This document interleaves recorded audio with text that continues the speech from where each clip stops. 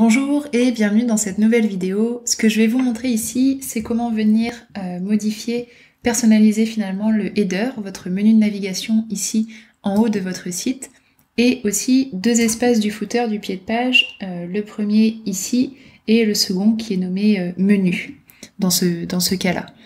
En fait, depuis le panneau de configuration, donc depuis la colonne de gauche, on va venir cliquer sur menu.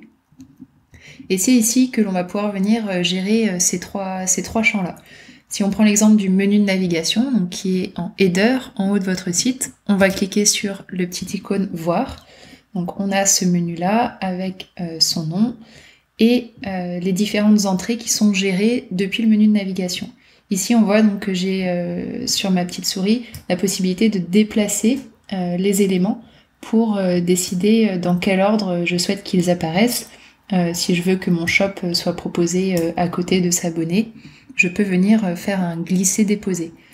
Je peux aussi venir modifier des choses au niveau de ces champs.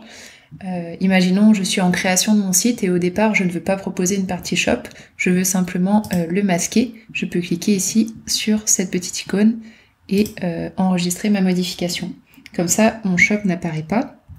Et donc quand je reviens sur le site et que je rafraîchis, on voit ici voilà, que le menu de navigation s'est actualisé. On a aussi la possibilité finalement d'ajouter un champ. Donc on va pouvoir choisir le titre qu'on veut lui donner et qui va s'afficher. Là, celui qu'on a masqué s'appelait e-shop. Donc c'est à ce niveau-là qu'on lui met un nom. Et on va aussi pouvoir définir le type. Si il va appeler une page déjà existante, donc une page de contenu que l'on aurait créé ou rediriger vers les box, vers des articles de blog ou les catégories de votre blog. Et vous pouvez également indiquer une URL personnalisée et dans ce cas vous l'indiquez ici.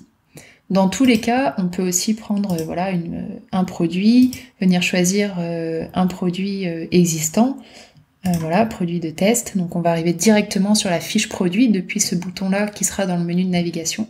Et on peut décider si en cliquant sur ce bouton-là dans le menu de navigation, on reste sur la même fenêtre ou si ça ouvre une nouvelle fenêtre dans son moteur de recherche.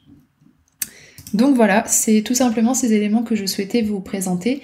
Donc de la même façon, si on revient sur menu, on peut intervenir sur les éléments du footer en cliquant sur le petit icône voir et ici en venant paramétrer l'ordre des entrées proposées et ajouter si besoin d'autres entrées. Voilà, c'est à vous de jouer à présent pour terminer la personnalisation de ces éléments de votre header et du footer. À très bientôt.